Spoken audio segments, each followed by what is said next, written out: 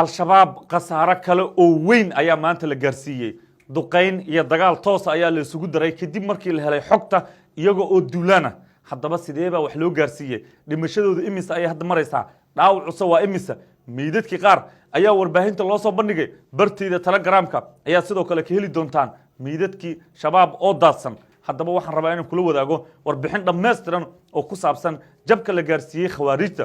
adiguna haddii aad ku faraxsan tahay jabka cadowgaasi muuqaalkan waa kaadi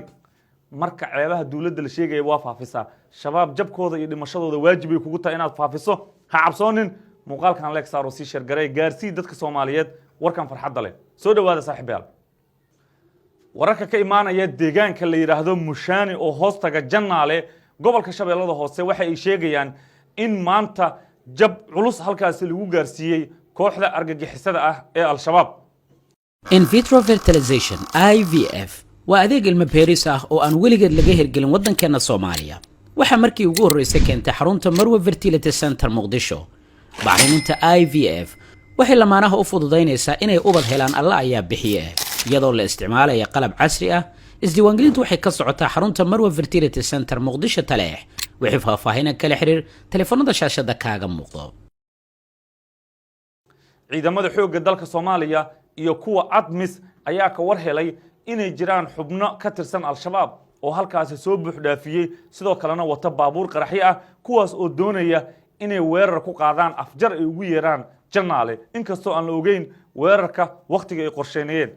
caawa ilaa birri hase yeeshee xogtooda ayaa la helay kadibna markii xogta la helay waxa la dalbaday marka hore diyaaradaha dagaalka duqeyn xoogan ayaa loo geystay oo cir iyo dhul ayaa laga weeraray markii diyaaraduhu ay duqeeyeen oo baabuurtoodii iyaga dakum laga dhigay intii kalena ciidanka xoogga dalka gaar ahaan ururada 66 iyo 86 ee guutada 14 Oktoobar ayaa tagay deegaankaasi iyaga oo afartii jiha ka weeraray waxaana howlgalka qayb ka ahaa ciidanka ADMIS taliyaha guutada 14 Oktoobar ee ciidanka xoogga dalka Soomaaliya Nuur Faray ayaa xaqiijiyay in howlgalkaasi uu dhacay isla markaana aanay jirin wax khasaare ah oo ka soo gaaray ciidanka xoogga dalka maadaama la helay xogtooda oo marka hore la duqeeyay kadibna uu xigay in dagaal toos oo halkaasi ka dhacay oo jab xoogan lagu gaarsiiyay al-shabaab inta badan meydadka ayaa la sheegay in kooxdu ay u jiidatay dhanka deegaano kale oo ay kaga sugan yihiin Shabeellada Hoose halka meydadka qaarna ay halkaasi ugu tageen ciidanka xoogga dalka waxa la sheegay in dhimashadu ay ka badan tahay 15 xubnood halka dhaawacuna uu ka badan yahay ilaa 30 ruux sida ay xaqiijinayaan saraakiisha ciidanka xoogga dalka Cornel Nuur Faray ayaa xaqiijiyay in howlgalkaasi uu si nabad ku soo gabagaboobay isla markaana aanay jirin wax khasaare ah oo soo gaaray ciidanka xoogga dalka Soomaaliya dhimasho iyo dhaawac toona maadaama inta la helay xogtoodii haddana isla iyagii la burburiyay oo khasaare xoog la gaarsiiyay kooxda al-shabaab ayaa la sheegay in qorshahooda ugu weyn uu ahaa inay halkaasi ka abaabulaan weerarada ay ugu yeeraan afjarka oo qaraxyo ay qayb ka ahaayeen hase yeeshee uma aanay suurto gelin in sidii iyagu ay doonayeen ay wax u dhacaan